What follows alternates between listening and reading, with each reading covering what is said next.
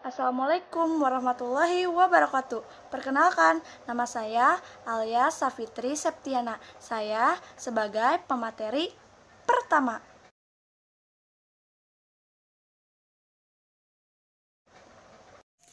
Assalamualaikum warahmatullahi wabarakatuh. Perkenalkan, nama saya Anissa Meila Nurhayati.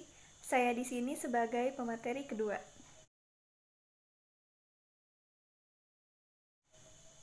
Assalamualaikum, perkenalkan nama saya Aristania di sini sebagai pemateri ketiga.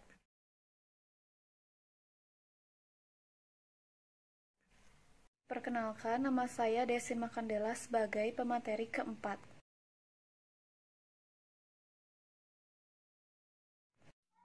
Assalamualaikum warahmatullahi wabarakatuh. Perkenalkan, nama saya Nada Salihah.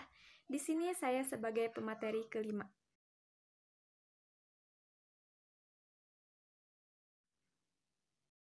Saya Rahayu Tami sebagai pemateri keenam.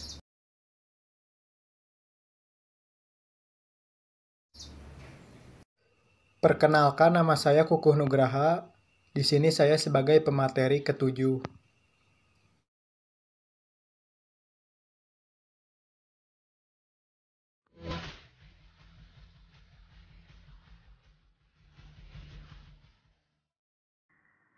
Yang pertama, di sini ada perkembangan psikofisik. Psycho artinya adalah jiwa, dan fisik adalah hal yang tampak atau dapat dilihat keberadaannya. Psikofisik merupakan subdisiplin yang berhubungan antara stimulus fisik dengan subjek yang berhubungan. Perkembangan ranah-ranah psikofisik adalah proses perkembangan yang terfokus pada proses-proses perkembangan yang dipandang memiliki keterkaitan langsung dengan proses belajar. Selanjutnya, ada pembahasan mengenai perkembangan ranah-ranah psikofisik. Pada bagian ini akan penyusun fokuskan pada proses-proses perkembangan yang dipandang memiliki keterkaitan langsung dengan kegiatan belajar siswa. Proses perkembangan tersebut meliputi yaitu perkembangan motor atau fisik. Siswa perkembangan motor atau motor development yakni proses perkembangan yang progresif dan berhubungan dengan perolehan aneka ragam keterampilan fisik anak atau motor skills. Selanjutnya, terdapat 4 macam faktor yang mendorong kelanjutan perkembangan motor skills anak yang juga memungkinkan campur tangan orang tua dan guru dalam mengarahkannya. Keempat faktor itu sebagai berikut. Yang pertama, pertumbuhan dan perkembangan sistem saraf. Pertumbuhan dan perkembangan kemampuannya membuat intelijensi kecerdasan anak meningkat dan menimbulkan pola tingkah laku yang baru. Semakin baik perkembangan kemampuan sistem saraf seseorang, anak akan semakin baik dan beragam pula pola-pola tingkah laku yang dimilikinya. Akan tetapi, organ sistem saraf ini lain dari yang lain, karena apabila rusak tidak dapat diganti atau tumbuh lagi. Lalu, yang kedua, ada pertumbuhan otot-otot. Otot merupakan jaringan sel-sel yang dapat berubah memanjang dan juga sekaligus merupakan unit atau kesatuan sel yang memiliki daya mengkerut. Di antara fungsi-fungsi pokoknya adalah sebagai pengikat organ-organ lainnya dan sebagai jaringan pembuluh yang mendistribusikan sari makanan. Peningkatan tegangan otot anak dapat menimbulkan perubahan dan peningkatan aneka ragam kemampuan dan kekuatan jasmaninya. Perubahan ini sangat tampak dari anak yang sehat dari tahun ke tahun. Dengan semakin banyaknya keterlibatan anak tersebut dalam permainan yang bermacam-macam atau dalam membuat kerajinan tangan yang semakin meningkat kualitas dan kuantitasnya dari masa ke masa. Lalu, yang ketiga, ada perkembangan dan pertumbuhan fungsi kelenjar endokrin. Kelenjar adalah alat tubuh yang menghasilkan cairan atau getah, seperti kelenjar keringat. Perubahan fungsi dari kelenjar-kelenjar endokrin akan mengakibatkan berubahnya pola sikap dan tingkah laku anak terhadap lawan jenisnya. Perubahan ini dapat berupa seringnya bekerja sama dalam belajar atau berolahraga. Perubahan pola pikir yang bermaksud menarik perhatian lawan jenis, yaitu berubahnya penampilan dan lain-lain. Lalu, ada perubahan struktur jasmani. Semakin meningkat usia anak, maka akan semakin meningkat pula ukuran tinggi dan bobot serta proporsi tubuh pada umumnya. Perubahan jasmani ini akan banyak berpengaruh terhadap perkembangan kemampuan dan kecakapan motor skills anak. Pengaruh perubahan fisik seorang siswa juga tampak pada sikap dan perilakunya terhadap orang lain. Karena perubahan fisik itu sendiri mengubah konsep diri anak tersebut. Selanjutnya, saya di sini akan menjelaskan tentang teladan. Teladan adalah sesuatu yang patut ditiru atau baik untuk dicontoh tentang perbuatan, kelakuan, sifat, dan sebagainya. Pengajaran anak itu diajarkan berawal dari anak masih kecil, dan anak diajarkan pengajaran yang mudah-mudah terlebih dahulu, seperti pembiasaan yang diajarkan di rumah. Sebagai orang tua, kita harus mengajarkan pembiasaan-pembiasaan yang baik pada anak-anak kita. Semisal, orang tua membiasakan anak untuk berbicara dengan sopan santun. Masuk ataupun keluar rumah dibiasakan mengucapkan salam terlebih dulu. Anak diajarkan juga makan dan minum sambil duduk. Anak juga diajarkan merunduk di saat ada tamu atau melewati orang yang lebih tua darinya. Dengan cara pembiasaan-pembiasaan sederhana ini, lama-lama anak akan tertanam sebuah pembiasaan berkeperilakuan yang baik-baik dan sopan santun. Sebagai orang tua juga harus memberikan cermin atau contoh yang baik di depan anak-anak kita, karena sikap dan tingkah laku anak itu merupakan cerminan pola asuh orang tua di rumah. Selain itu, kita bisa lihat juga teladan dari sosok guru. Untuk membentuk peserta didik yang memiliki karakter yang baik, sebagai guru dan pendidik perlu memberikan teladan dan contoh yang baik. Mungkin kita pernah mendengar peribahasa, guru kencing berdiri, siswa kencing berlari. Peribahasa di atas tentu sudah familiar di telinga kita. Makna dari peribahasa di atas adalah bahwasannya guru adalah manusia teladan yang segala tindak tanduknya selalu dicontoh oleh muridnya. Artinya, betapa penting dan besarnya pengaruh guru bagi pembentukan karakter peserta didik. Karena itu, guru haruslah menjadi teladan, seorang model sekaligus mentor dari anak di dalam mewujudkan perilaku yang berkarakter, yang meliputi olah pikir, olah hati, dan olah rasa. Keteladanan pendidik yang harus ditanamkan kepada peserta didik adalah sikap jujur, etika, dan moral, dan juga keikhlasan. Materi selanjutnya yaitu perintah. Kalimat perintah merupakan kalimat yang mengandung makna meminta atau memerintah seseorang untuk melakukan sesuatu. Arti kalimat perintah adalah kalimat yang isinya menyuruh orang lain untuk melakukan sesuatu yang kita kehendaki. Kalimat perintah jika dilisankan berintonasi naik di awal dan berintonasi rendah di akhir. Selanjutnya ada ciri-ciri perintah.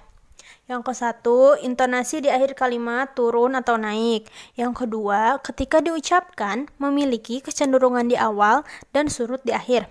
Dan kata yang memiliki intonasi naik biasanya adalah sebagai kata dasar. Yang ketiga, kalimat ini menggunakan pola kalimat inversi. Yang keempat, gunakan tanda seru jika Anda akan menggunakan dalam suatu bahasa tertulis. Yang kelima, berakhir dengan tanda seru.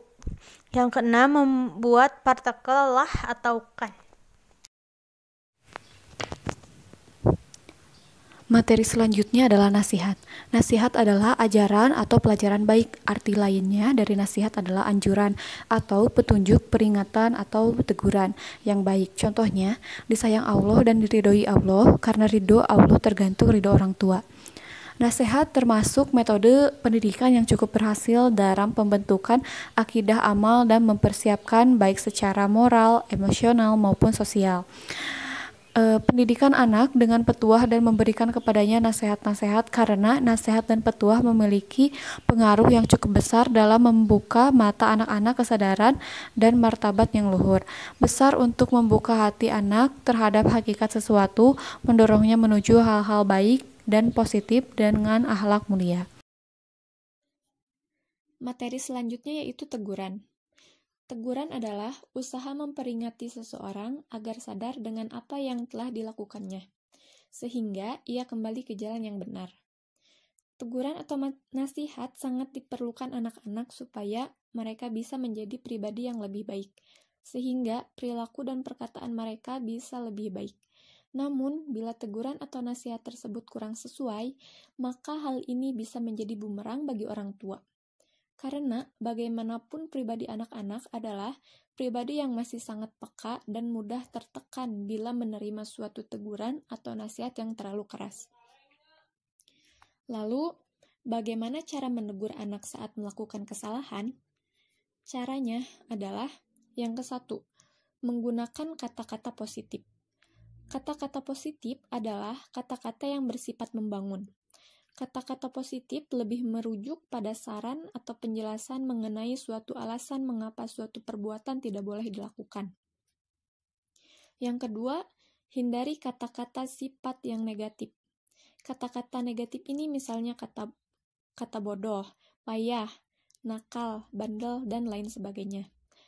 Kata seperti ini seharusnya tidak boleh terucap oleh orang tua kepada anaknya. Kata-kata ini bisa diubah menjadi kata-kata yang bersifat motivatif. Yang ketiga, jangan lakukan di tempat umum. Menegur anak di tempat umum akan merendahkan harga dirinya. Akibatnya, anak akan merasa dipermalukan dan kepercayaan dirinya bisa hancur. Usahakan untuk menunggu waktu berdua saja dengan anak untuk menegur dengan kata-kata yang bijak dan tidak menyinggung perasaannya. Yang keempat, hindari kekerasan fisik. Meskipun sangat marah dan kesal, orang tua harus tetap sabar dan memberikan teguran dengan cara yang positif, dan menghindari kekerasan fisik, karena hal tersebut dapat berpengaruh pada kondisi psikis anak. Yang kelima, tidak mengancam. Kata-kata atau kalimat yang bersifat mengancam akan menyebabkan kejiwaan anak menjadi terancam. Bila terus-menerus dilakukan, maka akan sangat mengganggu kejiwaan anak. Anak bisa menjadi pribadi yang minder, penakut, dan tidak terbiasa mengikuti kegiatan-kegiatan yang bersifat dilihat banyak orang. Yang terakhir, ajak anak berdiskusi. Ketika menasihati anak, orang tua bisa mengajaknya berdiskusi untuk menemukan solusi yang lebih baik dan memahami sudut pandang anak. Beritahu anak mengenai perbuatan yang salah. Nah, yang selanjutnya ada ganjaran. Ganjaran dalam Kamus Besar Bahasa Indonesia disebutkan bahwa ganjaran adalah hadiah sebagai pembalas jasa, atau definisi ganjaran dalam bahasa Indonesia bisa dipakai untuk balasan yang baik maupun balasan yang buruk. Secara luas, ganjaran adalah alat pendidikan preventif dan represif yang menyenangkan dan bisa menjadi pendorong atau motivator belajar bagi murid. Di Indonesia, masih banyak orang tua atau guru mengatakan bahwa ganjaran itu tidak penting karena sudah seharusnya anak bertingkah laku baik dan dapat diterima oleh kelompoknya tanpa harus mendapat bayaran. Atau mungkin karena dapat melemahkan motivasi anak untuk melakukan sesuatu yang seharusnya mereka lakukan. Akibatnya, banyak orang atau guru yang banyak memberikan hukuman daripada ganjaran. Padahal, ganjaran berperan penting dalam pembentukan perilaku anak. Nah, lalu apa sih fungsi ganjaran? Fungsi ganjaran yang pertama yaitu memiliki nilai pendidikan, karena ganjaran merupakan salah satu bentuk pengetahuan yang membuat anak segera tahu bahwa tingkah lakunya itu baik. Yang kedua, memotivasi anak untuk bertingkah laku baik dan mengulangi tingkah laku yang diterima. Dan yang ketiga, memperkuat tingkah laku yang dapat diterima di lingkungan.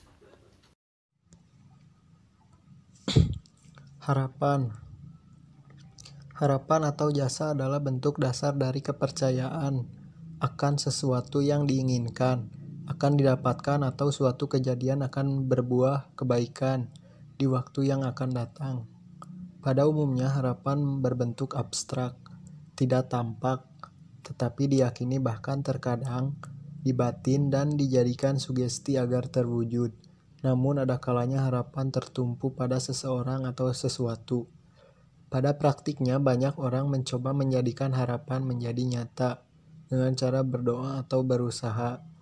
Beberapa pendapat menyatakan bahwa esensi harapan berbeda dengan berpikir positif, yang merupakan salah satu cara terapi atau proses sistematis dalam psikologi untuk menangkal pikiran negatif atau berpikir pesimis. Kalimat lain harapan palsu adalah kondisi di mana harapan dianggap tidak memiliki dasar kuat atau berdasarkan khayalan serta kesempatan harapan tersebut menjadi nyata sangatlah kecil.